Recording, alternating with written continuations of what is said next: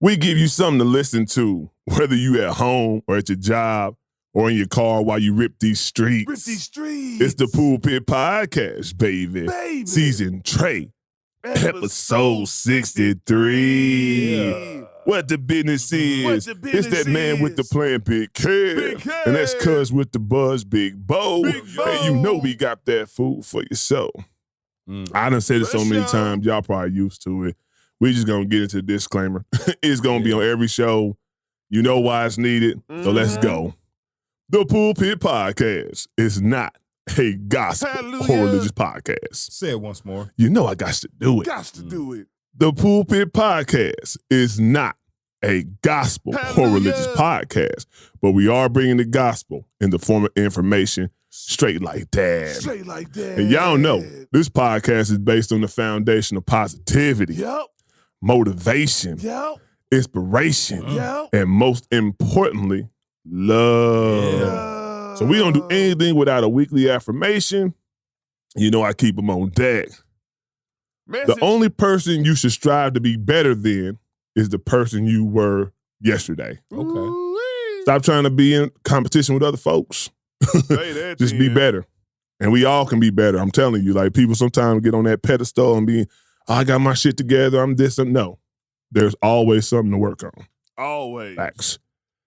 So Yeah. we don't have a guest this week because Cuz came to me and said, hey man, sometimes we just want to talk about the shit we talk about. Like not even topic based. You know, these are two dudes better than hip hop. We like to talk about music, Yeah. certain arguments and discussions that people have out in the music industry, or just, you know, guys, you know what I'm saying, shooting the shit. You know, no real structure, basically. Doing Just what we do. doing what we do, our Yeah, that's what element. we do every day. So And our we was element. talking, and we want to talk about hip hop albums in Hip-hop. 1998. yeah. Some of y'all watching, it might not, you might be too young to remember that. If you are, Google it. Nah, But- you're not too young. The Y'all know about in it. our generation, because you know I reach out to everybody, but they could be. They might not know nothing about this shit. But in our generation, y'all know about these albums. You Yeah. know. So we just gonna go through. I'll do some notables, you know what I'm saying? Because every album, there's so many of them. Yeah, it was a lot of them. I'm gonna try to go through the top dogs of the what's it called. We're gonna discuss 25 them, years. but it's a lot of them. Believe me, it's a lot of them. So here we go. First on deck is my favorite No, group. what we doing? Are we doing list or I'm just gonna go down. It's so many of them. I'm gonna bring them up. We're gonna chop it up. You're gonna Okay. give Chop your it opinion of the up. album.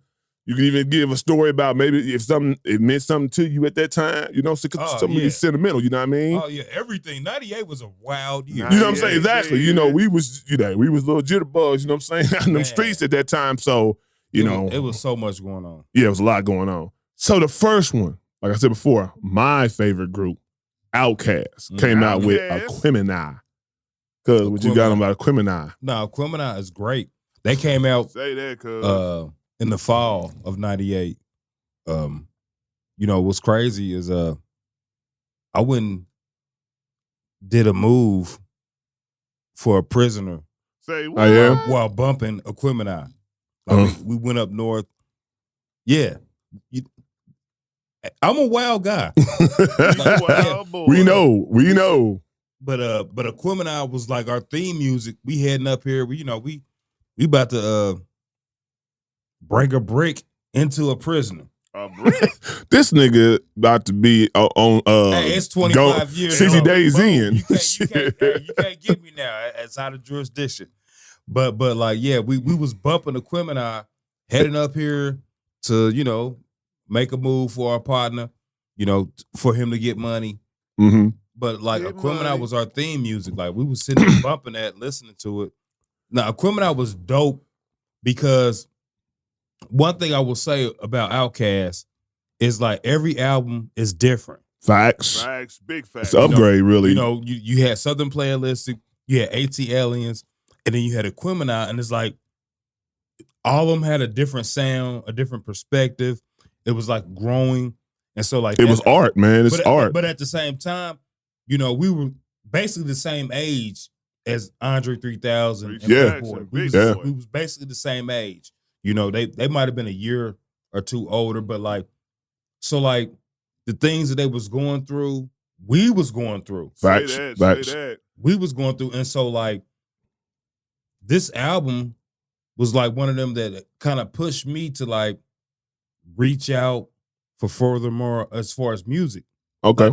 Like after listening to Aquemini, that made me go and listen to Bob Marley. Musically and inspired That, you. huh? that made me go and listen to Jimi Hendrix. Okay. All right You know now. what I'm saying?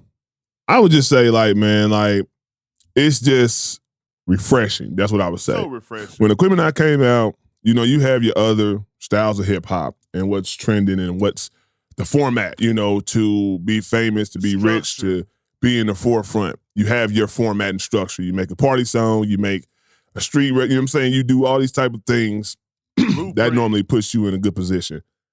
They came out with Rosa Parks Rosa Man. Parks. as the single. Now, you listen to Rosa Parks and you're like, what are they talking about? Uh-huh. But it's Hush jamming. that And fuss. I like people who can pull the wool over your eyes, basically. Like, I'm giving you a party cut. I'm giving you the same thing we were talking about, a street cut, but I'm actually talking about something too. Yeah.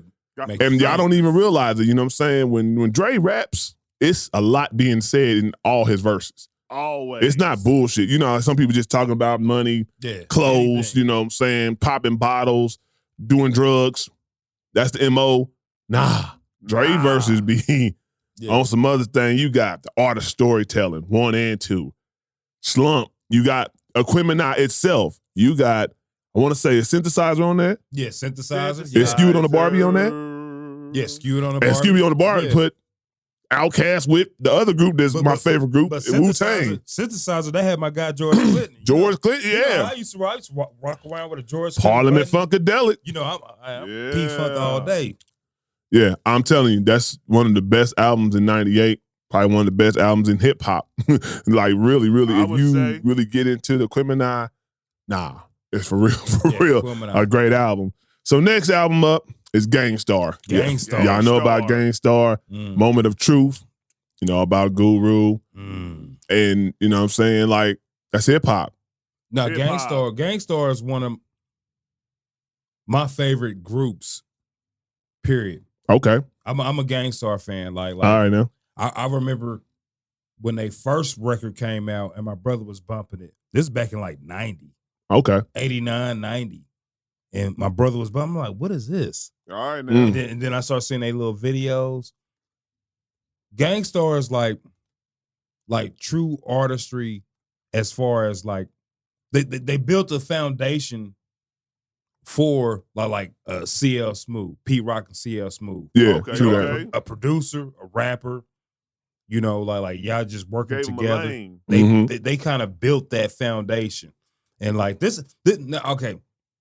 I won't say this is their greatest album. It's a good album. They had some good songs on there. Nah, they their best. I wouldn't say. But like, yeah. But it's this is 98. It's 98. 98. We just talking about Projects coming 98. out. Yeah, they came out. It's 25 years now. Yeah, we just talking about 98 right now. So Mhm. that was one. And we'll go to the next one. And God rest his soul, Big Pun came Big out. Pun. Big Pun. Rest in Capital peace. Punishment. If y'all know about Big Pun, you had on this album, you had the Twins. You had Deep Cover with him and Fat Joe. Hey, nah. That's a classic. You know what I mean? People still do this to this day, trying to mimic that. Hey, now Big Pun had a flow that was, especially at that time. You got to think this is 98. Yeah.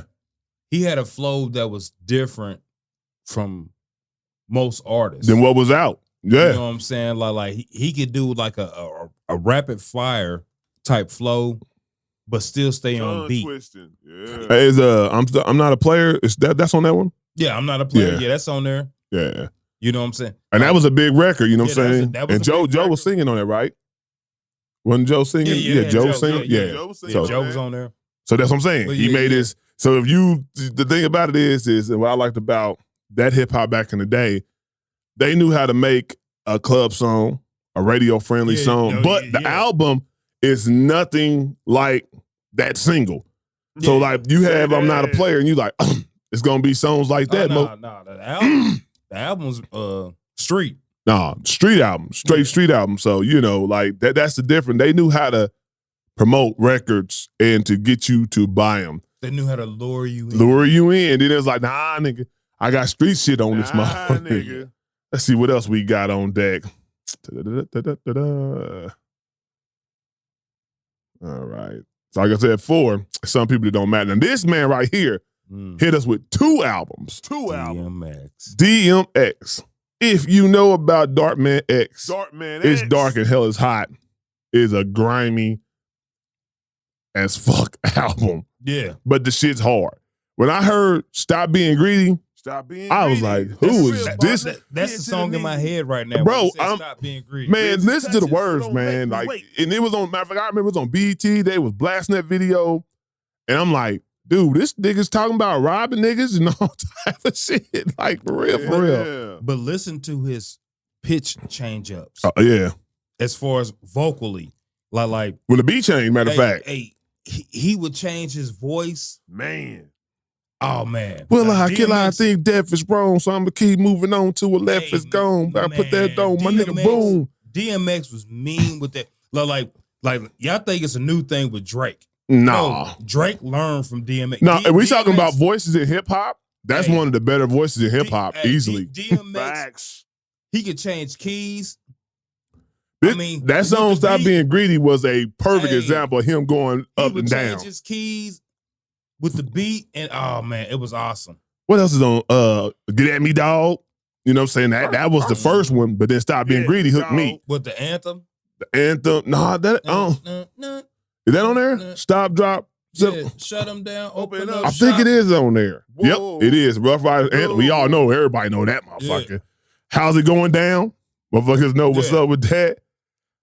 He got hits. That's a classic album. And, you know, rest in peace, DMX. Yeah, we lost a great one on that. DMX. Boom, boom. What else we got on that? Y'all see, it's heavy hitters out this joint. It's a lot. It's classics, though. All right, next one is Goody Mob. Goody Mob. Second album. Yeah. Still standing. Still standing. Not as good as the first one to me, but it's still a good album. They don't dance no more. And Black Ice is on there, I think. Yeah, with the Dre. Hey, I'm telling you, that Dungeon Family. And Andre killed it. Andre killed it on that song. He killed it on that song. But you know, it's just like I think Goody Mob hit so hard on that first one, it was going to be kind of hard to outdo the first one anyway. So the first one was a classic, but that was a good album. It's a good offering. It's a good offering off that second one. This all coming out in 98. That's the thing. That's the thing. 98. These albums coming out in 98. 25 years. They don't do that no more like that. They don't do that. Oh, we can even talk about Exhibit. We going to the West Coast now. Exhibit was a hot West Coast rapper at the time. 40 Days and 40 Nights. He had What You See Is What You Get. He probably has one of the best videos ever made. That is a nice video. That video with everything going on. Yeah. You know, riots, car crashes. Is that the What You See, What You Get? Yes. Yeah, I thought so. And he just walking through rapping and all this stuff is like pandemonium is going on. Was that a Hype Williams joint? I don't know. No, I don't think it was Hype Williams. That's probably one of the best videos ever. I would agree. Say that. But, you know, we got to give the West Coast some love for those who, you know, hip-hop is hip-hop, baby. We listen to everything. And the record's dope, too. The record is dope. 40 Days and 40 Nights. Yeah. Some of these albums we throwing out there, check them out. If you never heard them, telling you. Check them out. As I scroll through my list, what else we got on deck? You ain't got to my record, though. Now we go to my favorite rapper. God MC. Jay-Z dropped Volume 2. Yeah. And if you know Volume 2, Hard Knock Life. Hard Knock Life was a good one. Classic ass album. Yeah, I'm talking about mega hits off this album. Mega hits. Yeah, it's a great album. Nigga what? Nigga who? It's basically the album that sent him on propelled him. Propelled him on, because you know he had his first couple albums. You know, like people rock with him. Mm-hmm. You know, they thought they was good albums. They were dope. Yeah. But this album right here is the one that got him on radio, got him in the clubs. He had multiple songs that was on the radio in the clubs off of this record. This is the one that I'm gonna just give y'all. You got Nigga What, Nigga Who. You got Hard Knock Life. You got Can I Get Her, and you got Money Cash Hoes. This is just the one with DMX. Yeah. And that's hard. Money Cash Hoes is hard. The way they played up the beat, the way the beat go, it's hard. Hey, the one with who was it? Jesus. It wasn't called Reservoir Dogs. What was it called? Is it Reservoir Dogs? Are you talking? I think that's the one. Reservoir Dogs is it is on there. I think. Yeah, that's the that mug with the lock. with the older cats on. His, no, he got. I want to say the Locks might have been on there. Oh, that's the one they was talking about. Old boy threw shots at him. Is that the album where they was talking about Styles P was throwing shots at him because they was trying to Jay switched up the day they were supposed to record or something like that. So he was like mad, but I think. That's a good ass song. Oh, yeah, it is. Yeah, it's Reservoir Dogs. That's what it is. Yeah. So we already know that's a classic. I just gave y'all It's a Hard Knock Life with the Anything. That banged for the whole summer shit. You know what I'm saying? Real talk. What else we got?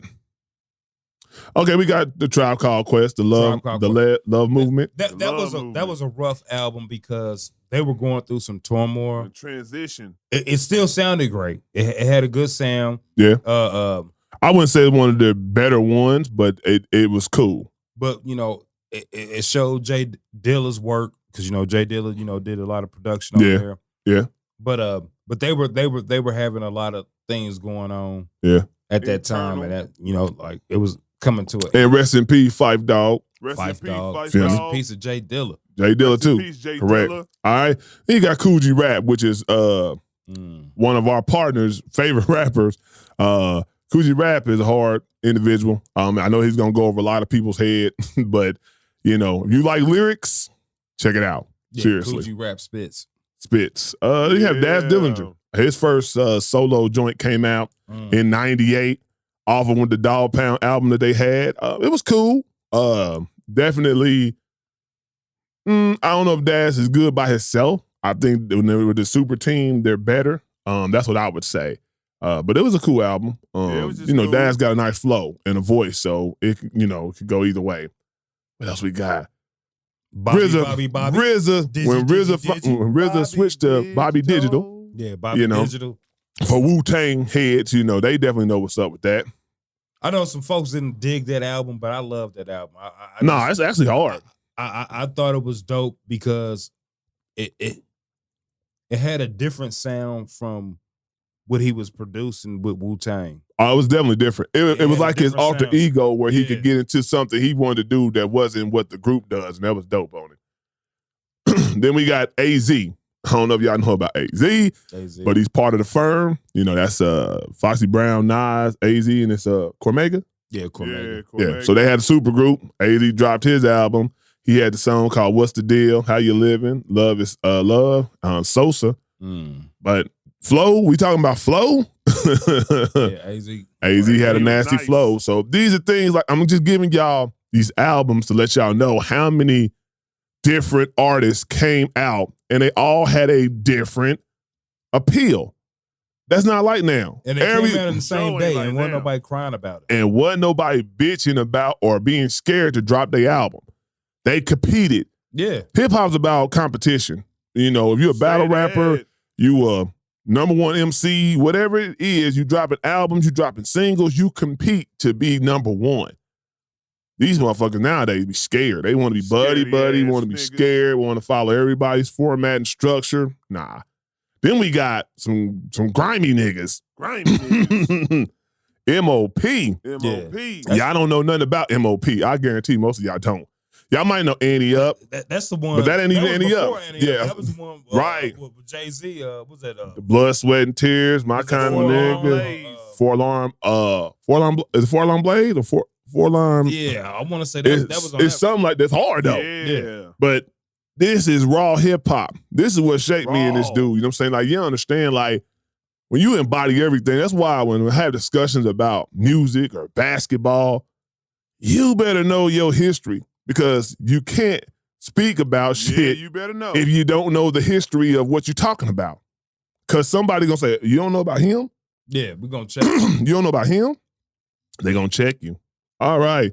So we gotta give love to DJ Quick. It wasn't one of his better albums, but he did drop in '98 as well. I mean, coming behind whatchamacallit?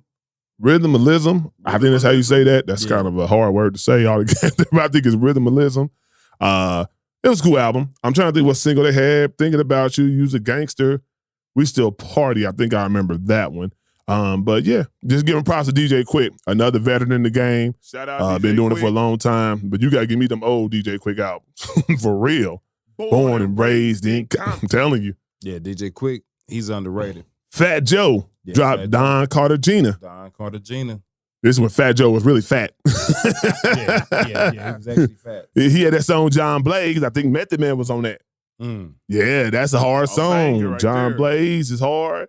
That's when he started promoting Terror Squad more, you know what I'm saying? Trying to get them in the forefront. Some of the crew, Terror Squad started rapping on that album more.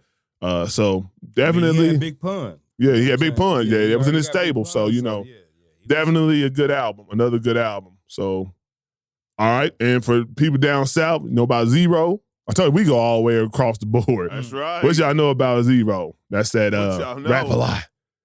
But yeah, that was a good album from the South, our South offering. Then we got my guy's Deuce, one of his favorite rapper, Can I Bust? Can I Bust? And if y'all know the history of Team Can I Bust, you're really famous for beefing with LL Cool J. A legend. And he lost. And I was about to say, we could skip this out. yeah, I'm just saying, it wasn't good. I would say this. Cannabis let us down because he had so much hype. And I don't know, did the disc record come, the 5, 4, 3, 2, 1 come before this album dropped? Or was it after it dropped? It was before. And I think that's what killed him. Because when people heard LL Cool J snap on his ass, hey, Yeah. I mean, what you gonna do? If your whole staple is I'm a battle rapper, I'm the best MC, and this legend just demolished you in a 16, I don't even know if it's a 16, but just demolished you on a track with DMX, Method. Yeah, and it was real careful. It was like it was almost like he wasn't even dissing him. He was just like He killed him. Yeah. He said he talking about the mic on his own. He's like the wanna mic on his own. idolize, you Hey, wanna it's hard socialize. though. But LL did it in his way. So I think he lost out on this album. I don't think this album is as good as I thought it was going to be or could have been. And I think that this shook him. For real. Shook ones. This is an album that was lackluster from my guy Cube. I don't know what he was going through on the War and Peace, Volume 1. Yeah, not too good, Q. It wasn't really good.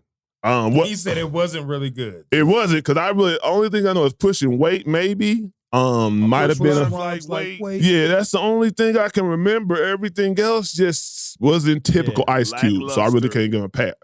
And then he was becoming movie Ice Cube at that time. Facts. So, I think he was transitioning out of rap, and this album was like, let me just get this album out of here real quick before I do these finish movies. this deal real quick.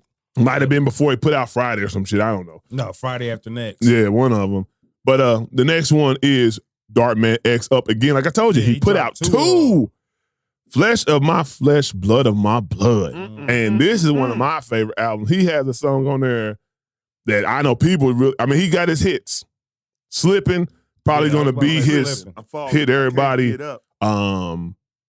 knows, you know what I'm saying? Because it's an emotional song. Everybody can resonate with the words and the lyrics in there. But he had a song called Bring Your Whole Crew. Bring Your Whole Crew. And I used to love that song. Before I go do anything, play basketball, anything got me so hyped. Bring Your Whole Crew was my cut on that album. Then he has Ain't No Way You're Gonna Stop My Flow. And that's you niggas just don't know when niggas is about to go. Hey, I'm just saying, don't know. that album is hard. I love DMX because of his melodies, his rhythm, his voice. I'm a big dude about voice because that's always been my staple as a rapper, talker, anything. People are always going to say something about my voice. So people who have good voices resonate with me. He's another one. Yeah. If you ever just listen to him do the prayers, you'd be like, damn, that's a good speaker, for real. All right, then we got Capadonna for Wu-Tang fans. You know what I'm saying? I don't think it lived up to the hype from what Capadonna was doing in them streets and on them verses. I don't think it lived up to the hype. Nah. So we'll just go ahead and go past that. Then we got another legend. Busta Rhymes. Extinction Level Event. Yeah, that was late in the year too. Boy. But hey, it's a hard ass. Oh, matter of fact, y'all would know it from Give Me Some Mo. Give me some more. You know what I'm saying? He's known for his video. Matter of fact, I think at the BET Awards, he's getting honored a Lifetime Achievement for his videos. One thing about Busta Rhymes, his visuals on videos have always surpassed everybody. I don't even care if it's a regular song. He's going to outdo it in the video with the visuals. And boy, but yeah, give me some more. Tear the roof off. Everybody rise. I mean, man, I'm telling you, I used to listen to this all the time in my car. That intro was so hard. Just how like it was a movie almost. It sounded like a movie. His intro was hard. It was hard on that album. You're right. Then we got 8 Ball. 8 Ball. 8 Ball jumped off by itself. First solo album, double CD. Yeah. A lot of people probably ain't gonna be on it. I think it was. So what I'll say is this: just like with most double CDs, if you take the best songs off of 1 and 2, put it in the whole album, you have a classic. You have a classic. People lose their way on double CDs because you're making so many songs. You got a whole bunch of fillers that nobody cares for, and it's normally a waste of time to do double. The only one that did a double that's really noteworthy, I would say, is Tupac, probably. And it might be somebody else, but that's the only one I could think of as off of a double that was really like, nah, that was it.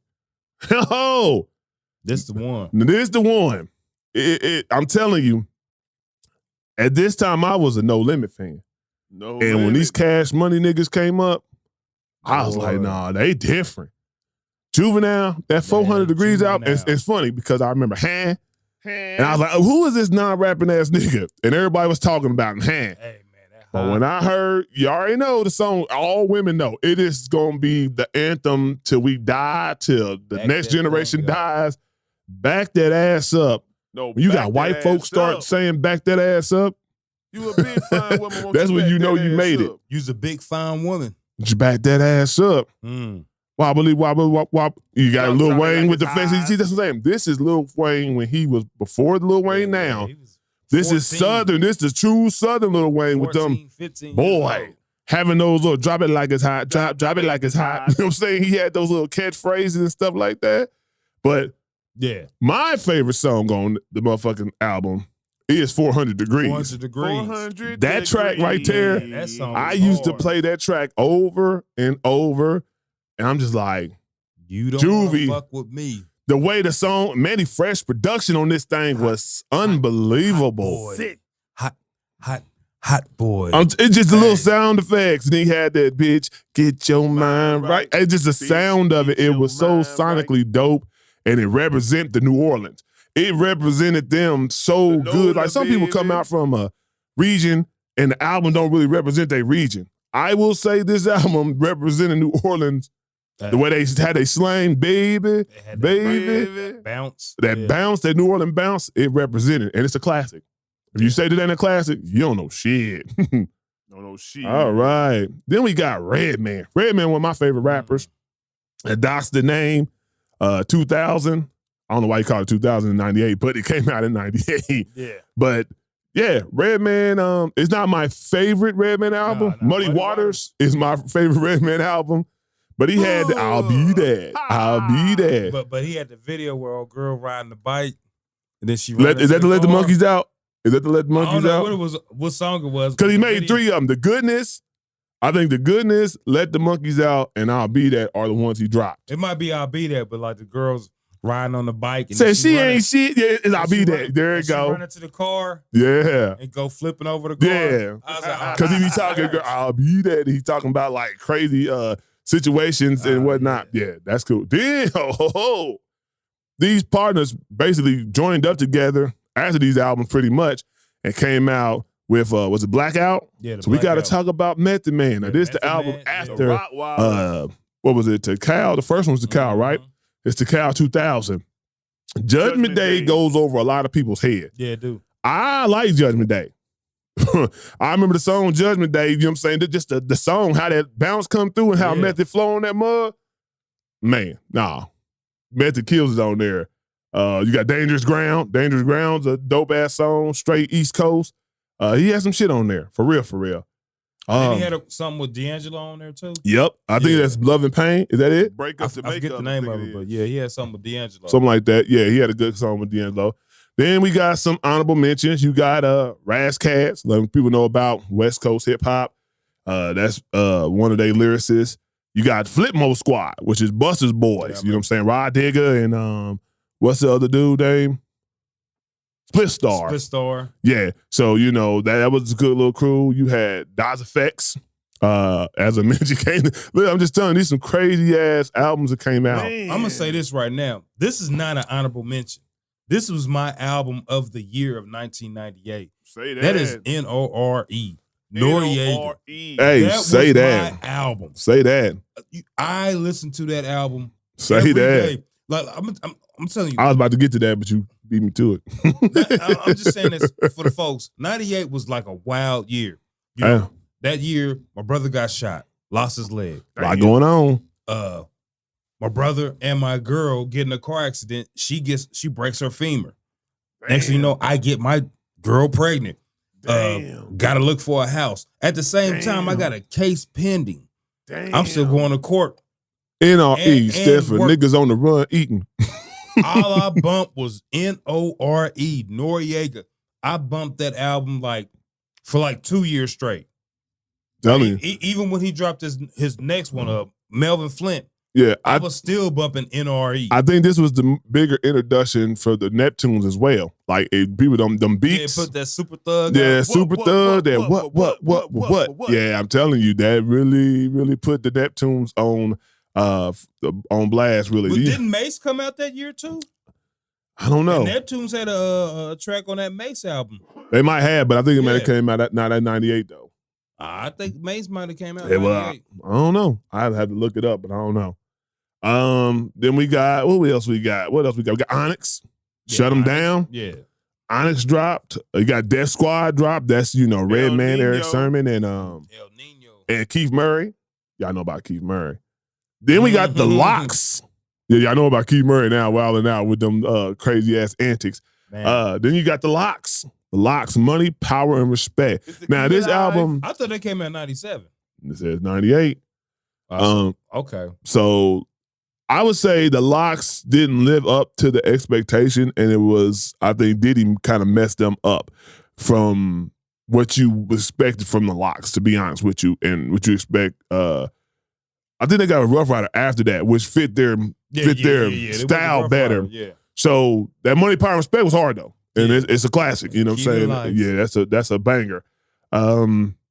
Snoop Dogg dropped his first album on No Limit when he switched. It was a cool album. You know what I'm saying? He was just, getting his feet wet, doing his thing, whatnot. Was glad to be out of Death Row. That album was basically, I'm just glad to do what I want to do. Master P came and saved him. Cool. Yeah. E40, The Element of Surprise. Yeah, I forgot about that. Yeah, Element of Surprise, E40. Good ass album. I've been listening to E40 on my shuffle, and just the stuff he come with. E40 is a dude that slept on. He needs his flowers because as far as like language and lyrics and lingo, man, 40 water. He's ahead of the game. What else we got? We got Devin the Dude. Y'all know about Devin the Dude. That's Rap a Lot. You got, what else? Scarface came out with My Homies. You know what I'm saying? That's kind of slept on too. Black Eyed Peas. That's the joint. Now this is before, this is pre-Fergie. So a lot of people probably like, that ain't the Black Eyed Peas. Where's Fergie at? This is before they added Fergie. So this is for hip hop here. This is when they was doing kung fu shit, and they was like dressing weird clothing. Nah, they always dress, even with Fergie, they dress weird. But it kind of changed up. I mean, they dress it like that, but their videos and just their songs were totally different back then before they got Fergie. So yeah, if you listen to that, you're gonna be like, who are these guys? Play it again. Then we got not really. It's a lot of other ones, but not really some that y'all would know. Did we say Lauryn Hill? We did not say Lauryn Hill. How did I forget that? Man, damn, it's right there too in front of my face, but there's a lot of stuff on here. But we'll leave it off of Lauryn Hill, and I'm gonna say she only dropped one album. Album. And it has so many hits on there that people are clamoring for her to come back and please bless us with another one. She's along the lines of Andre 3000. Even though 3000 did way more albums and material, these artists are the type that you glamour for. Like, I need, my life won't be complete unless I get another Lauryn Hill album, another 3 Stacks or Outkast album. These are influential artists. They're not just rappers, singers. They're artists because they embodied the whole thing. But that Miseducation had thugs, had street niggas banging it. I made sure to play that around my girl when she was pregnant with my daughter because I wanted my daughter to hear that music. Mm-hmm. Because you know, what was the first song called? That Thing. That Thing. Yeah. But it's a whole bunch of songs. My song, X Factor. Period. Yeah, X Factor. You know what I'm saying? X Factor was my thing. It's a whole bunch of songs on that album. But it's a classic. I wanted my daughter. I didn't even know it was my daughter. I was like, "Hey, my baby, I want you to hear this album. Hey, for real. This is what I want you to listen to. You're not gonna just listen to some bullshit." Yeah. I made sure whenever I was with my girl, we playing this album because I wanted my child to hear this album in the womb. Yeah, that's what's up. But nah, this was just us reliving 98. Great year for us. Like Cuz said, a lot of things that shaped him. But it's stuff that shaped you into who you are. You know what I'm saying? A lot of experiences that happened that were pretty much molding you to be a man because it made you be a man real quick. A lot of shit jumping off in the streets in life. Hey, this is what we go through and what we went through. So it was cracking. So now we got to talk about and I want to say rest in peace to the 5 gentlemen. I don't want to come off as inconsiderate or saying not empathetic.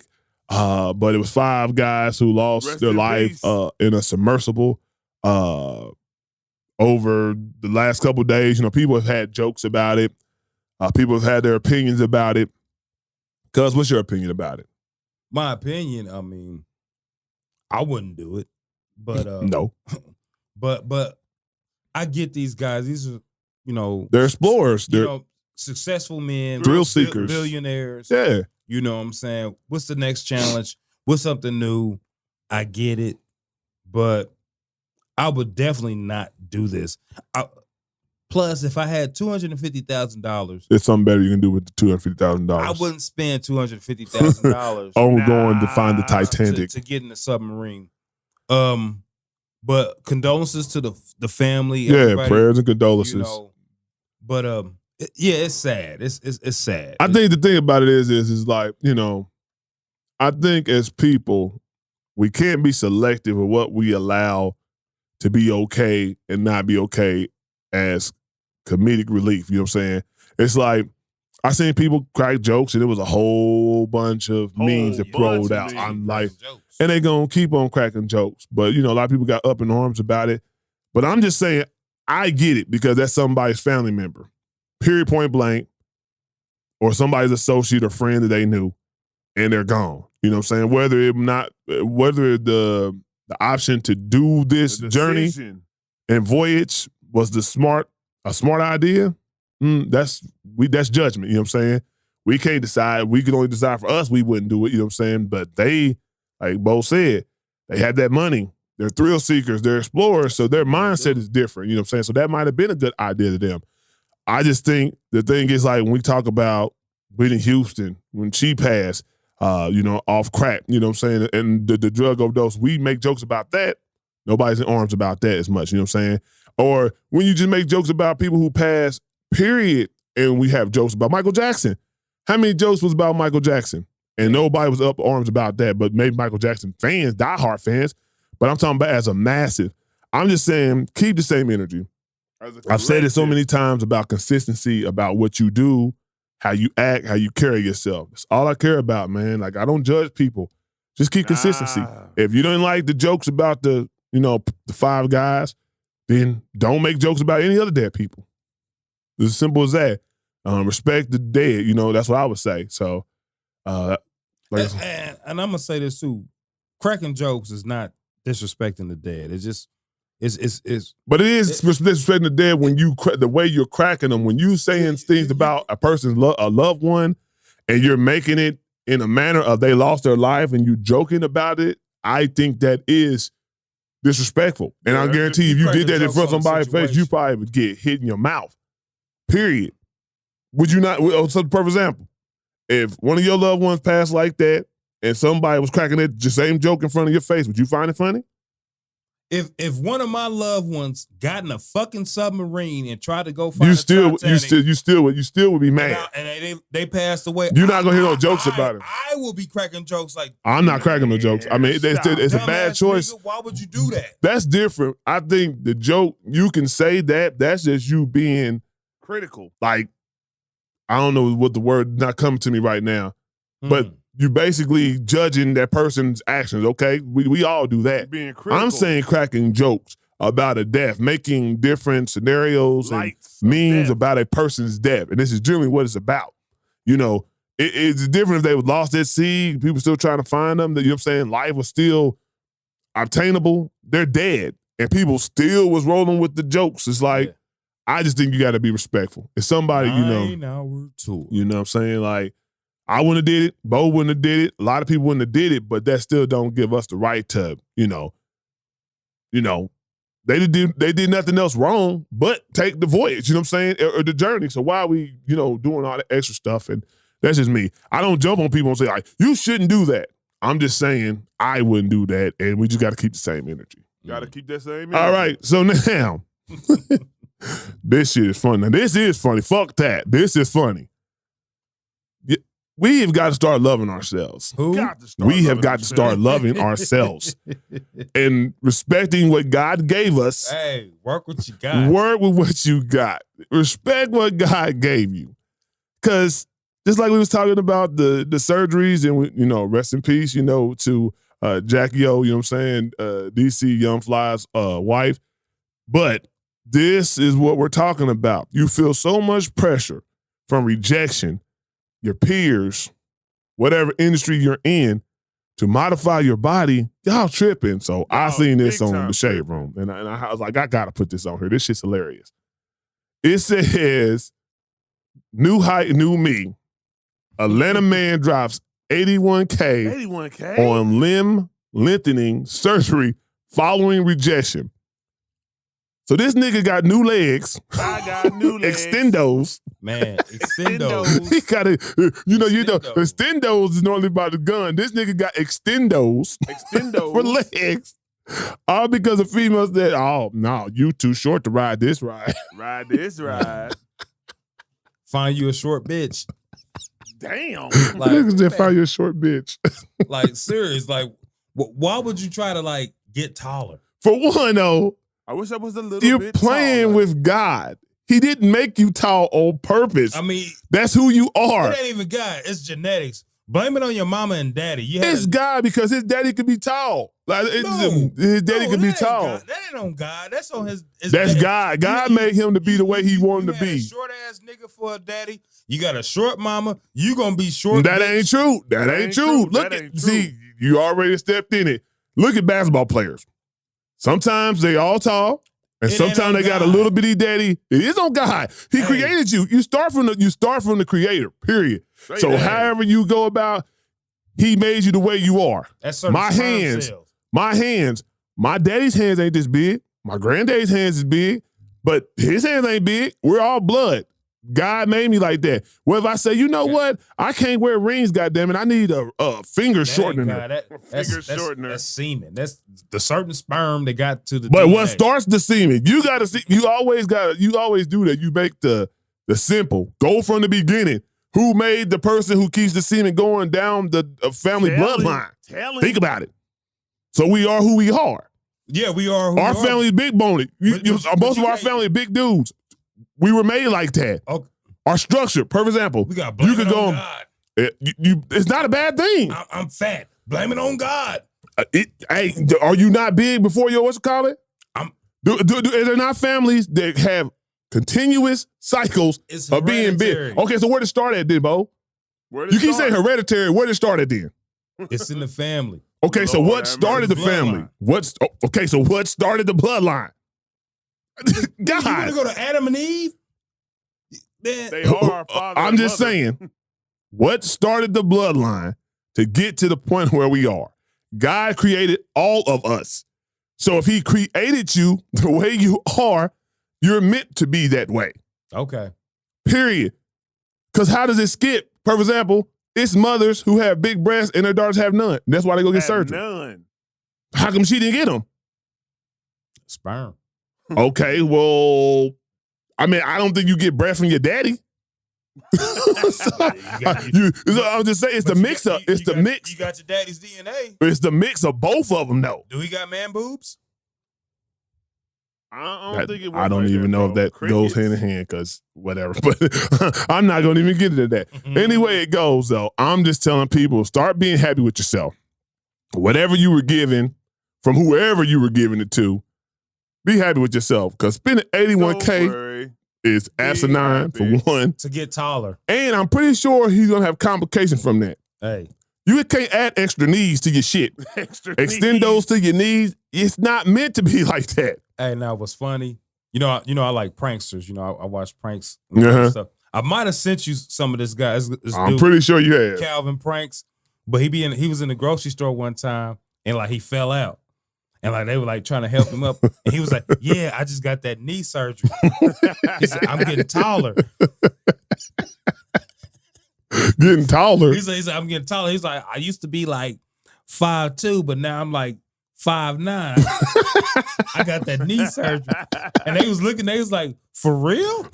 For real, you got knee surgery? But he fell all the way out. They like, oh, what's wrong with you? All right. So like I said before, like I said, this episode, we just, get to chop it up. Just shit, like if I call this man up, this is some shit that we will literally be talking about and having a discussion about. So we just wanted to give y'all a view, a spectacle of that. Be you. Be you. I'm just saying. Be the best version of you. Yeah. I said it last week, I think, in the message part. You know what I'm saying? The inspirational quote was just about being yourself. So then we can talk about sports and entertainment. I got a surprise for entertainment, but we'll talk about sports. Sports. What haven't we talked about in sports? Well, I mean, trades. Did we ever talk about Denver actually winning? I don't think we did. We want to say congratulations to the Denver Nuggets for successfully winning the championship. Shout out to the Miami Heat too. I think they overachieved. You know what I'm saying? They definitely overachieved. So don't need to be having your head down. You lost in the play-in game and got to the championship. Their team wasn't projected to get to the finals. I can tell you that right now. And they had a terrible ass season. So to turn it around from that playing game, I give props to him. Jimmy Butler. Yeah, Jimmy showed his ass. He did as much as he could. I think he was on one wheel. I think he was running out of gas, and I think he just went against a better team. Shout out to Jokic. He finally showed people why he is the MVP. Jokic. No more this discussion about why he got double MVPs. No. He showed it full display. Shout out to Jamal Murray for coming back from the injury. That most people would have had that setback. It was horrific. Definitely could have put people on the bench, basically with their skill set. He came back better. So shout out to him. Shout out to Aaron Gordon. Got traded from the Magic. Yeah. Was supposed to be the centerpiece. Got traded at a young age. Went there, fulfilled the role, got a championship. Yeah, he won a chip. Michael Porter. They were giving him dunk contests, but he won a chip. Yeah, they cheated. He should have at least 1 or 2 dunk contest championships. That's facts. Yeah. Big facts. Shout out to Michael Porter, too. He went through a lot. Them back surgeries. Nobody knew if he would ever going to be a real productive NBA player because of the back surgery. So, and shout out to the coach, Malone. He's went through his trials and tribulations. Denver's a good team. Definitely going to be something to reckon with coming forward. Yeah. We can talk about the draft night. NBA draft. 7-5. Victor Wembanyama. Hey, man, have you seen the picture where they got like Stephen A. Smith and him? No, not Stephen A. Smith. Like with all the draft, like the Greenwood. They make him look like little kids, probably. Like they got all the. He is so tall, dude. Like Derek Lively is 7'1". I'm gonna tell you, he makes Derek Lively look like a little kid. Yeah. See, when you get tall, when you get up to them 7-footers, those inches really do matter. Because you're already tall. So even if a person's 7'1", like he said, 4 more inches makes it look like he's 8 more inches taller than him. I seen Porzingis, we went to the Pacer game and we're on the floor. And I seen Porzingis. And I was like, this motherfucker is tall. Yeah. I can't imagine it's 7'5". 7'5" is ridiculous. I seen when Stephen A. Smith was, they had him interviewing him. And he had the microphone up like this. Like a little kid interviewing a whole adult. And it was like he's a whole 1.5 taller than Stephen A. Smith. And Stephen A. Smith was like, I ain't no little man. I'm 6'1". But hey. But I look like a little kid. So imagine the women that he get with. They gonna look like super little kids. Crazy. But shout out to the San Antonio Spurs. Yeah. First pick in the draft. I do think he's gonna be a generational talent. His skill set is one of those that I think works well as long as he You know, they say typically big men have foot injuries and things of that nature. As long as he can stay healthy, I definitely think he's going to he's gonna be like the Tim Duncans and the Dave Robinson of the world for the San Antonio he's gonna be Spurs. productive. Then you got with Brandon Miller, went to the Hornets. All right now. Yeah, Brandon Miller. Good pick. He definitely plays like PG. That's his favorite player. He plays like PG. He called PG the GOAT. I like PG, but bro, you jumped off the boat on that one. Yeah, he did. Yeah, I can't call PG no GOAT at all. Scoot Scoot with Dame, I don't think it'll work. Why I not? think not them together. Why? Okay, is he a better McCollum? Because when they had McCollum, He's a star. He's a star that needs it by himself. Damian Lillard having the ball and how Scoot Henderson plays is not going to be beneficial to his game or wins for the Portland Trailblazers. Trailblazers, when they had McCollum and Dame, they were winning. They were winning enough. They wasn't winning when it came down to in the playoffs. They won in the playoffs too. Nah, they really didn't win. That's why people telling Dame to get going. Yeah, Dame is known for the jump shot that killed the right, but they haven't went nowhere. You win one round, that's not winning. Yeah, you ain't get to the Western Championship. But if you go to the playoffs more than 3 or 4 times, you have to advance higher. You can't keep just winning the first round of the playoffs and that's it. With a quality player like Dame is like up there with Steph. Yeah. As far as skills, you know what I'm saying? Dame Maybe time. not with the accolades and things of that nature, but Dame is up there. So he can't just be okay with just winning the first round of the playoffs. It can't happen. And it is. I just don't think. I think Dame. It's time to go, and I think the perfect team for him to go to is the Miami Heat. I think that put Miami over the hump to go against, because Boston just got better with Porzingis. So people keep getting better, and so it's not going to get any easier. Dame could either go to Miami or Philadelphia, and that will put them over the hump. He's that type of player. But we will see. I don't think Dame wants to go to the rebuilding of the youth and whatnot. So I think that's what he's not going to do. Like Scoot Henderson, the other little young guy they already got there. It's a young man's team.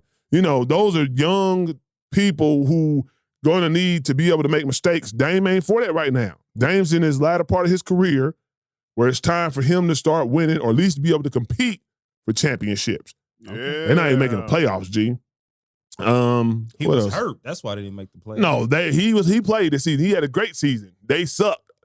Chauncey Billups, I don't know if it's the coaching, it's something, but the Trailblazers suck. Suck, period.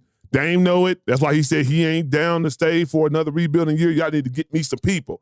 Either you're going to get some veterans who can hoop and be able to be competitive, or you're going to get him up out of there.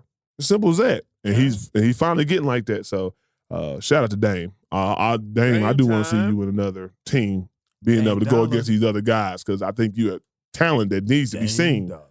What else we got? No, I like the Pacers pickup as far as the draft. Pacers have some good pickups. Jarris Walker and Ben Shepherd. They both fit needs for the Pacers. Yeah. I'm not gonna even lie. When they drafted the French guy, should have kept him. I think I was almost like, hey, I think he's gonna be all right. I think he's gonna be all. I think he's gonna be like I would say younger Batum type deal before when he was really good. You know what I'm saying? Like before he was slacking off, he went to Charlotte. But I can see him being like a Batum, which is a great player for your team. Yeah. He's going to be a nice piece for your team. So I think the Pacers could have used him. But either way, they made some good picks. Shout out to those 2 twins that made it. I think that was dope that they went back to back. I can't, the name, the Thompson twins. Yeah. And awesome. Yeah, and the fact that they went back to back was dope. They went to Houston and Detroit, I think it is. Houston and Detroit, yeah. So shout out to them. We'll see. NBA season gonna be exciting. NFL is coming up. It's gonna be a lot more sports. But we do have a nice little tidbit. At the end of the month, I put one of my other cousins on. He goes to movies all the time. We normally do entertainment, but me and Bo don't watch movies like that. Who we kidding? I watch them sparingly. But this guy, I went to see The Blackening. This guy, well, you could talk about that as well. But this guy, I'm talking about, he goes sees movie 3-4 times. He goes sees movie all the time. So we gave him a chance to do his thing. Cuz Got BJ. Roger Ebert.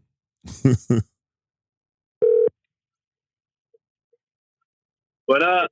What up, What's going on? cuz? What's going on?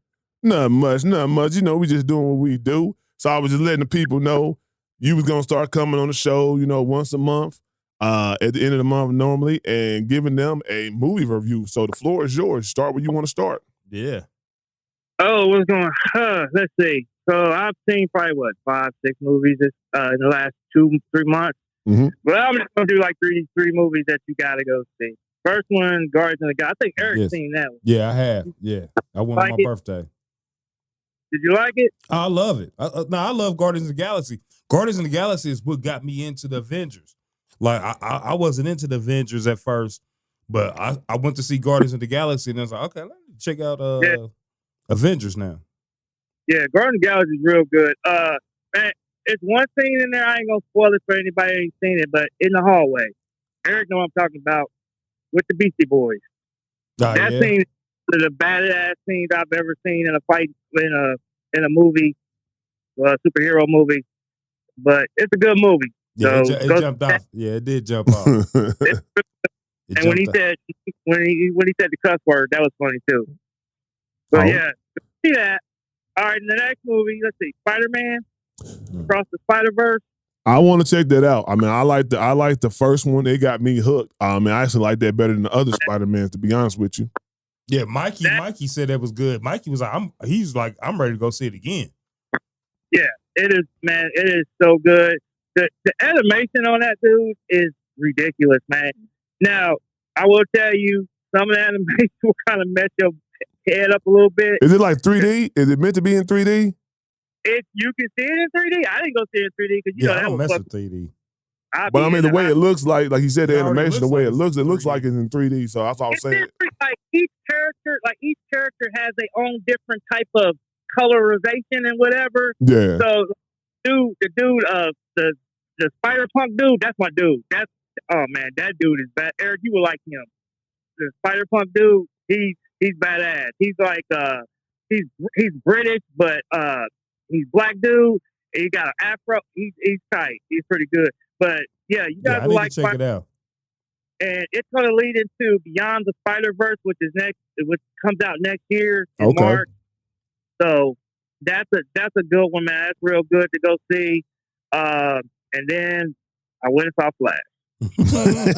Now this one's the best. Now We the got other some ones, mixed reviews yeah, we on have this. mixed reviews on this one. You go ahead and do your thing, but we. You got to go at it on this. Now I'm gonna tell y'all right now. I don't know why this movie gets so much hate. I do not. I think it's a great movie. Now I'm gonna tell you what. I'm gonna tell you what's going on. If you a true DC head, if you was one of those kids that will sit in front of the TV on Saturday morning with the big ass bowl of honeycombs or cornflakes or whatever, and watch Super Friends.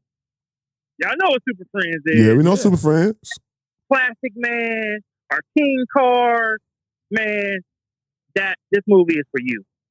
I'm not going to tell you about the cameos or anything like that at the end, but this movie is for you. I don't know. I'm not going to go into the Ezra thing, him getting in trouble doing stupid shit, but man, like it's just a good movie. And So I think it's Batman- more about a preference. Here you go, this Batman shit. Here we go. No, I'm all the characters. Like Keaton kills it. Like he comes back like you will love. So he when has comes- he has a big part in the movie.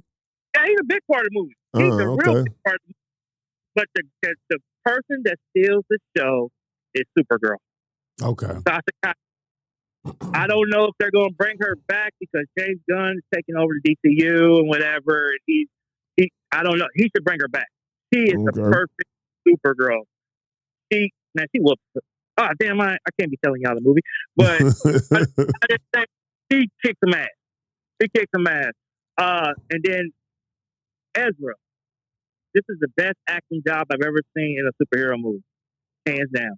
Okay, so the pushback from what I heard from two other people who've seen it said it's terrible. He acted terrible. But And then- he acted two people though. That's what you guys don't understand. He was doing two different roles. Like So he had was two doing- bad acting roles. No, he wasn't too bad.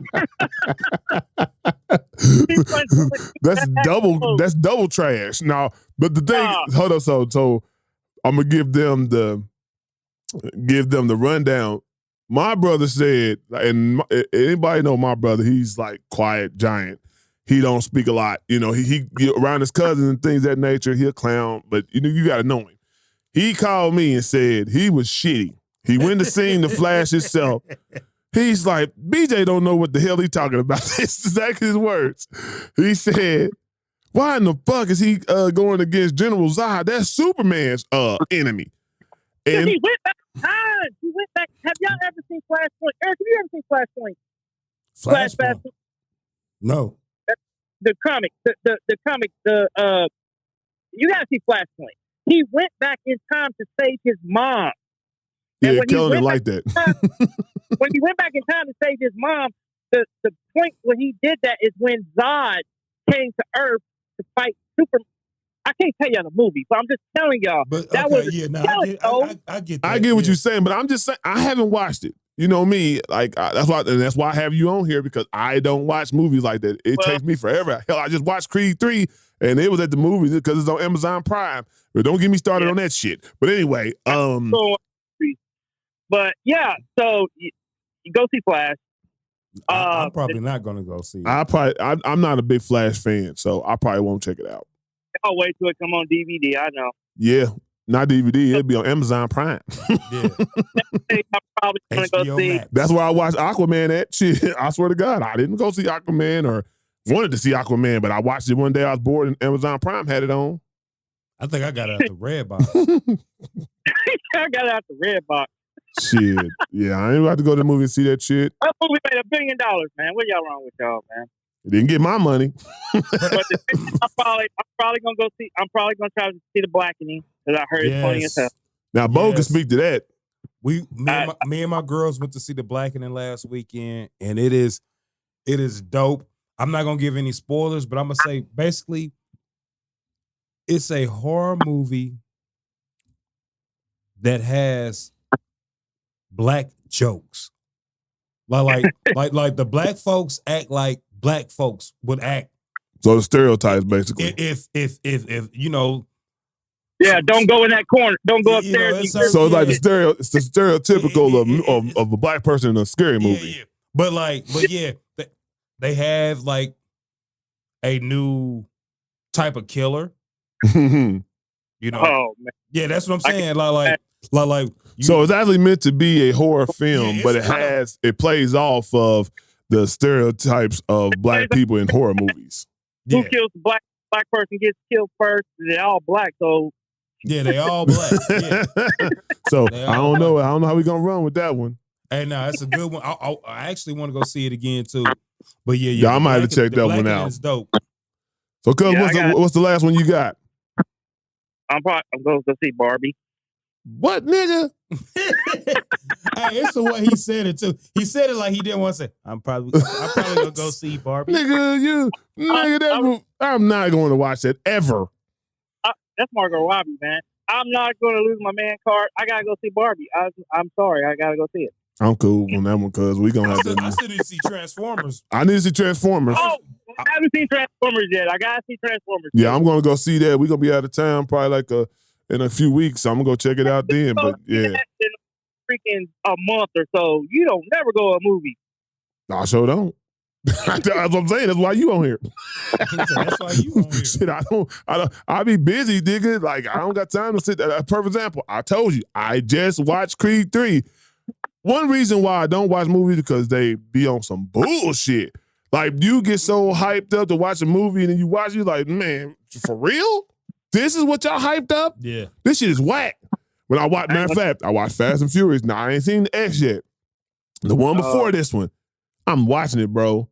And I'm like, okay, it's got some funny. So, Tyrese gonna do his little catchphrases with Ludacris. They got their little interaction, you know what I'm saying, the relationship. And all of a sudden, nigga, they turn fucking 85 DeLorean and look like into a spaceship and go into space. I said, nigga, I'm done watching this shit. I tell you one movie I won't watch. I'm not gonna be watching though. That comes out in a couple of weeks, 2 weeks. Boogeyman. I'm good. I don't fuck with them horror films. I took my girls. Yeah, they went to see it a couple weeks ago. I Yeah. don't fuck with them horror films, nigga. Yeah, they went to see that Was movie, it man. Insidious or whatever? I was watching TV the other day. That Insidious trailer came on, nigga. I jumped like, what the fuck, man? Come on, bro. Gotta get somebody heads up. That's how they going for jump scares. Hell yeah, I'm just chilling, have my head down. I looked up, oh shit. What are we doing here? The imagery, I don't fuck with. Anything demonic. So it's a rap, B. Y'all stupid, man. All right. Yeah, that's all the movies I checked out, man. I'm going to go see some more. And I'll have some more for Yeah, tell us about Barbie. Yeah, you can tell us about Barbie next month. when I go see it. You're gonna go see it 2 or 3 times. I ain't gonna post it on Facebook. I wouldn't. Well, that's cool, cuz. Go ahead and get you some rest. We appreciate you rocking with us and giving us that rundown on entertainment. All right, boys. I'll holler at y'all, man. Yeah, All right, fam. Peace. Yep. Hey, before we talk to Unc, we got to talk about Killer Mike's album. Oh, yeah. Killer Mike got one. Man, he got him one. Got one. Man, that Michael is dope. Very dope. I mean, I don't have no skips on it. Yeah. Being honest, I haven't skipped no songs. So definitely a good offering from Killer Mike. I will say that. Yeah.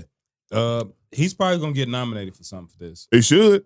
He I don't think we talked about Lil Durk album either. It's cool. I mean, but like I said before, hip hop nowadays is the same old thing. That's why Killer Mike's album is so refreshing. It doesn't follow that blueprint of what today is successful. And that's why I like anybody who doesn't follow the blueprint of what they deem is successful in hip hop right now. I'm a rock with it. So we're gonna go ahead and call up Uncle OG. Uncle OG. Y'all like that song too, though. Some girl said, who be making those little songs? I hear him in the background. I was like, that's all me, baby. I had to get some love to Uncle OG though. I had to give him his own little theme song.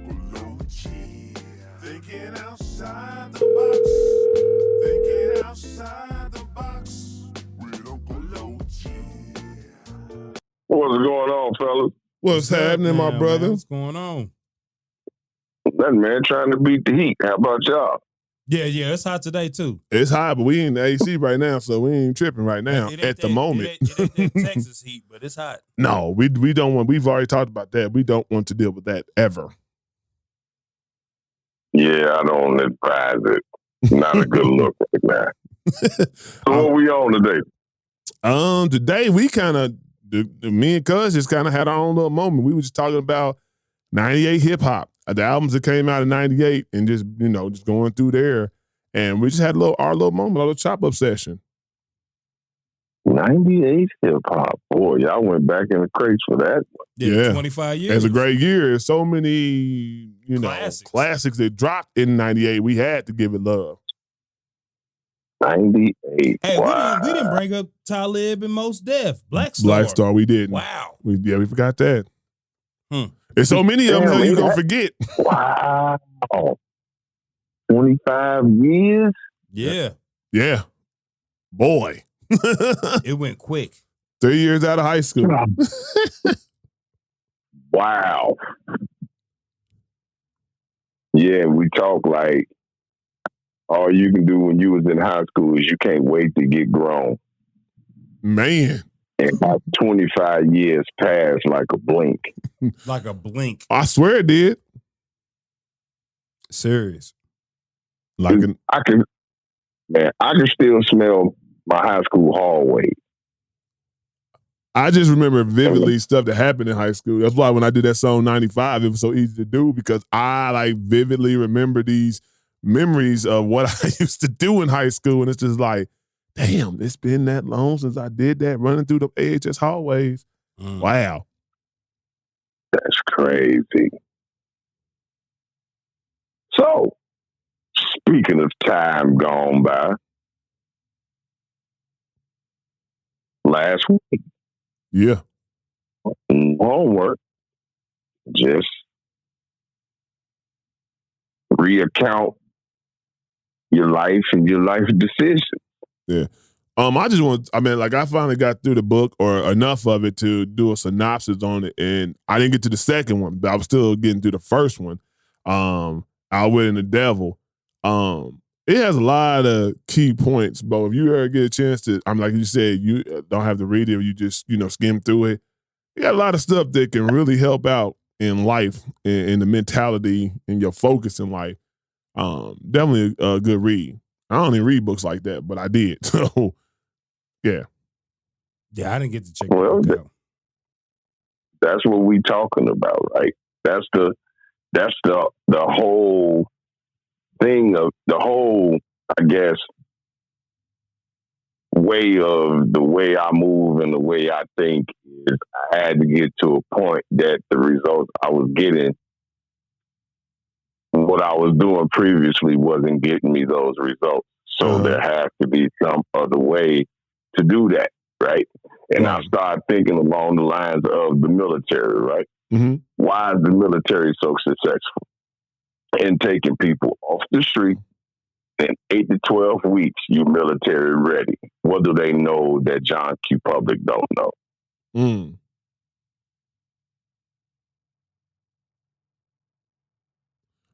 That's a good one. I do not know the answer to that. The answer to that is real simple. They know how to take people off the street, change their mind through repetition, trauma, and symbols, and make them soldiers. Oh, okay. Now, in that regard, that's called mind wiping. Reprogramming what was in the mind with something else. Oh. Now, the trick is you can do this yourself, but you don't know how. Outwitting the Devil shows you how to reprogram your own mind. Yeah, it does.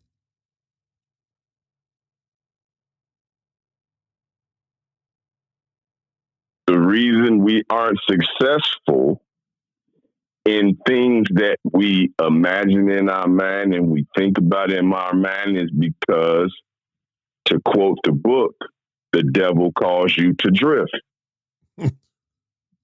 Facts. Drift is nothing but something you hold your attention to. The reason you're not successful in the outcomes because your attention span isn't that long. So you can't focus on anything. If you can't focus on anything, you can't make anything materialize. And in making things materialize, you bring things from one place to another. Mm-hmm. Meaning you create something that doesn't exist in your mind, and you focus on it and nourish it and build it until it becomes a thing in your reality. Yeah. Real talk. So in all our conversations that you've been having since your uncle been on the block, this is what we talking about. Uh-huh. You have a social life form construct that you have in your subconscious mind that through teaching, through a little bit of exercise, you could change your reality. Yes. Mm-hmm. Real talk. Now, the tricky part is getting the old out, because one thing we know about the body, it's truly, truly reluctant to change. Man, stubborn. And it's designed that way. But it can and it will change, because we've heard the term, what happens when an unstoppable object meets an immovable object. That's thought process. That's changing programs.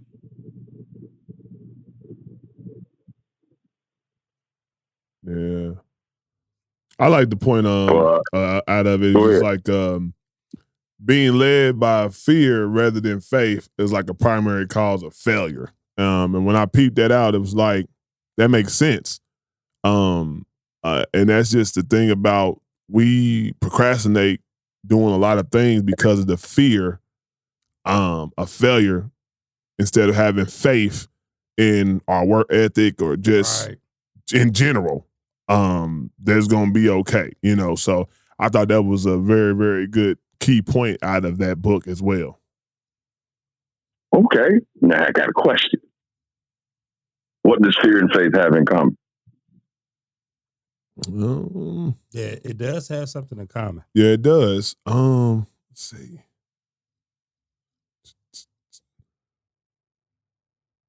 They require the same thing. And what is that? It is not ringing the bell right now. For you to believe in something that doesn't exist. Okay. It's very simple.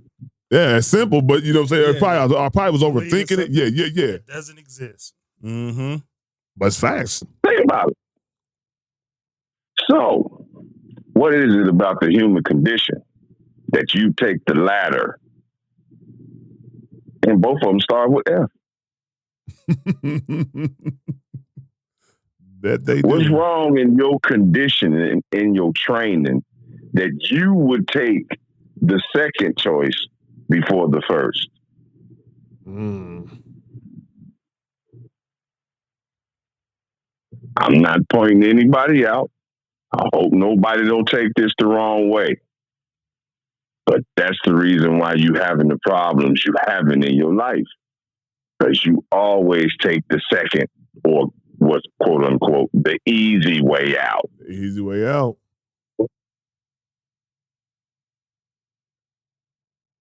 But yeah, faith and fear require the same thing. For you to believe in something that you can't see. Yep. That's real. That's definitely real. Mm-hmm. Now, what does faith lead to? And what does faith lead to? And what does fear lead to? And then you can see the human condition. All you have to do is examine those two words. Sounds like homework. That could be the homework, but I'll give you one. Faith leads to wisdom. Mm-hmm. Fear leads to depression. Yeah, I would agree.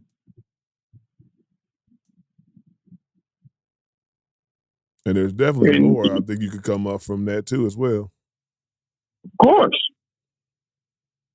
But it's a rhythm to it. As y'all say, when you rapping with the beat, it's a rhythm to it. It's a cadence to it.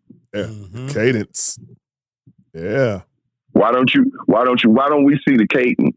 Is it because we use the words and words don't have anything behind them or in front of them? The reason why you don't see the cadence? That could be. Okay, a word is a construct. That means it's a thing. What does the word mean is expressing the construct. The intent behind the word. Yeah.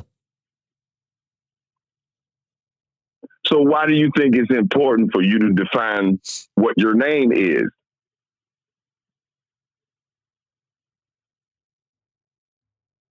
Because words are energy. Energy never gets displaced. Yes. It either rev up or rev down. So what kind of feeling do you want when somebody calls your name? You want a good rev up? Every single letter in your name, define it with a good word. And then when people call your name, you get good vibrations from it. Yes. Yeah.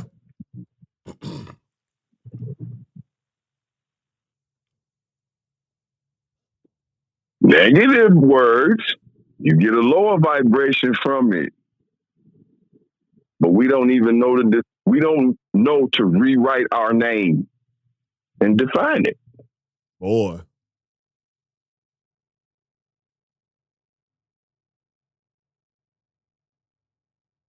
So along with the homework, define your name. Because people have been calling you that for years.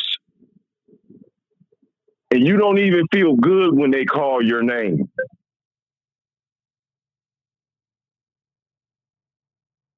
Okay, so I give you one.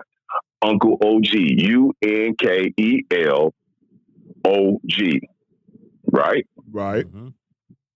Universal nature, knowing, universal nature, known, because I wrote it down. Universal nature, known, expressing life, obeying God. Obeying God. That's hard. Universal nature, known, expressing life, obeying God. So we're doing acronyms of it then. But that's the definition of it. It's KRS-One spelling KRS-One. Got you. Trife Life. Knowledge reigns supreme, knowledge reigns supreme over almost everyone. I think that's KRS-One. Mm-hmm. He said that in 88. Why did he do that?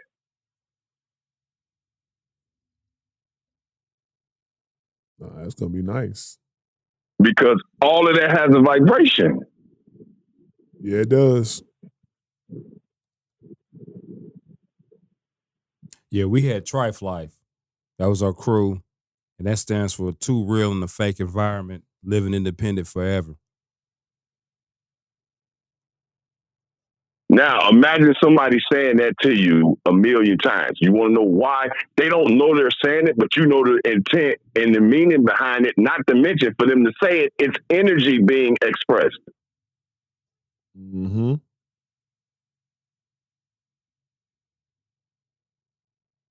And you can take that energy and use it to build whatever you want, if you so desire. Mm.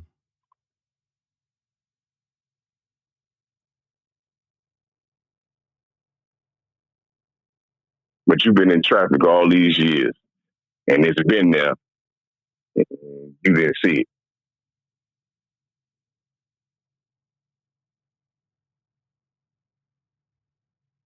In traffic. In traffic. So you got your homework. And it was an easy conversation, but I like it because we can look at the conversations now and when we started and we've seen the growth.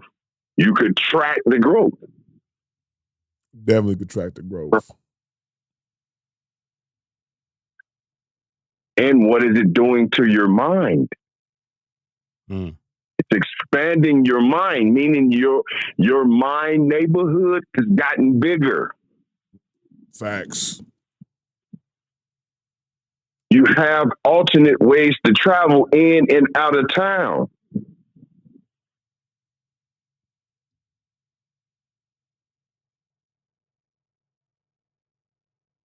So we're going to keep this thing moving. We're going to keep growing. We're going to keep doing what's required by universal law to do, and that's expand. Facts. How your waistband expand and your mind don't.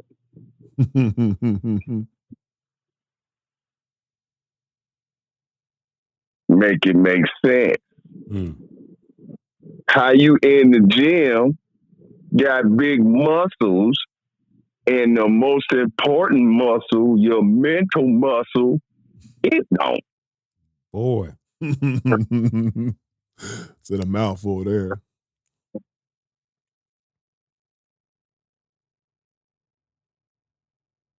If mind is everything, what does your body got to do with it? Mm. Oh, I get it. We work from the outside, inside. Is that what happened? Got it.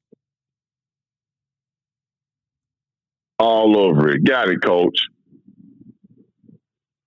No. The body is the result of the way the mind is. Yep. Oops. Did I say that out loud? That's why they got that saying. What's the saying? Was it whatever the mind can conceive, the body can achieve? Is that it? Anything the mind can conceive, the body can achieve. Yeah. Yeah, and mind over matter too. Mind over matter too. Yep. That's some folk lit. Life and death. Oh, that's a difficult one, huh? How do you explain that, huh? Anything that's physical that exists is basically dead. Why? Because the mind is expression, and once it's expressed, it's on to the new thing. Yeah. Ow! That hurt. Stubbed my toe, my pinky toe.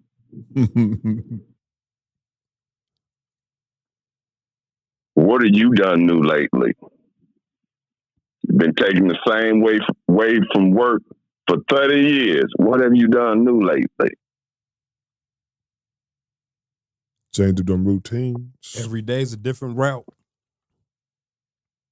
Oh, yeah? Then why is your life regular then?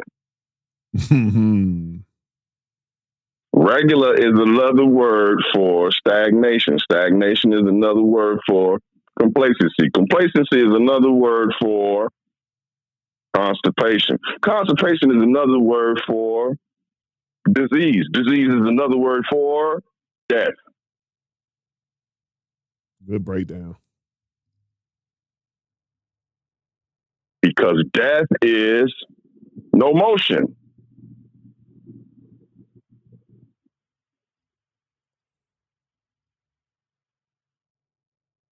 But that's what happens when you choose fear over faith. Mm-hmm.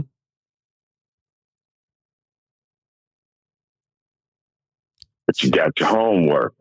Let's see where we gonna go. Got another book too. Go ahead, I'll take it to you, Kev. All right, that's cool. But yeah. I told y'all about The Power of Subconscious Mind. Right. By Joseph Murphy. Now I got a dictionary. For y'all. Okay. It's called the Metaphysical Dictionary. Because since words are things, you need to know that a word is a picture, and they say a picture is worth 1,000 words, correct? Correct. Mm-hmm. So now I got a dictionary for you, so you can start to define the words that you speak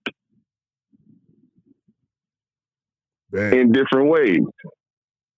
Bad.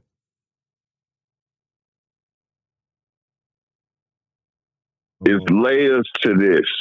You can't get to where you're going because you don't want to go inside of it and pull it apart and examine it layer by layer. You got layers of skin, so there has to be layers to your consciousness. There has to be layers to your mind. Mm-hmm.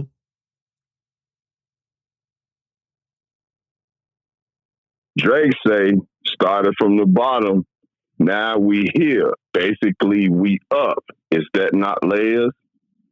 Yep, levels to this. Levels, layers, ups and downs, same thing. You guys, when you're writing raps, you put the vocals over the beat, correct? Correct. Layers. You lay the vocals over the beat. The beat is the bass line.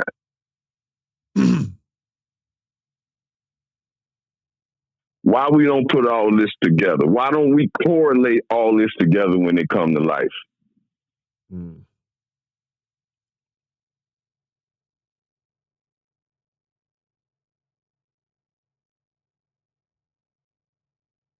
I'm going to play in traffic. Y'all have a great day. All right, bro. Be safe out there. Family. I love y'all. Love you too. Do your homework, man. It'll help you. Mm-hmm. For sure. Study the name. All right, fellas. Later.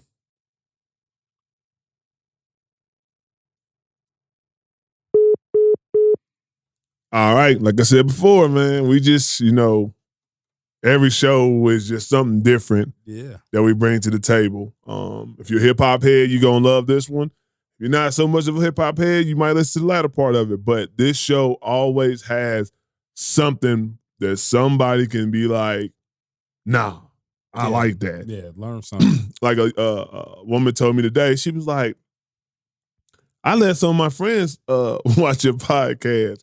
And sometimes I'll be pretentious about it because I'm just like, what type of friends? You know what I'm saying? Because I know how we get down and we're not everybody's cup of tea.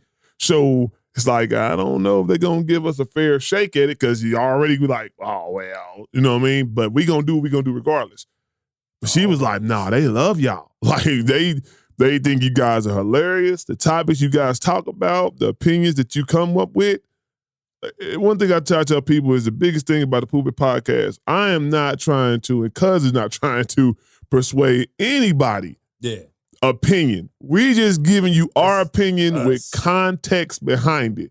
I truly feel like people make bullshit takes and they make bullshit statements just for shock value. They don't even believe it themselves. Because they don't have any context. They don't have any foundation, any information to back it up. If you notice me, if I jump out on the ledge and say some shit, I'm like, well, hold up. I'm going to give you some things that make me think like this, and you tell me now that I've given it to you, am I wrong? Or can you at least respect it? You know what I'm saying? And that's what we do on this show. And that's why we keep on making these hot episodes. Boy. So we're going to catch y'all on the next one. Yep.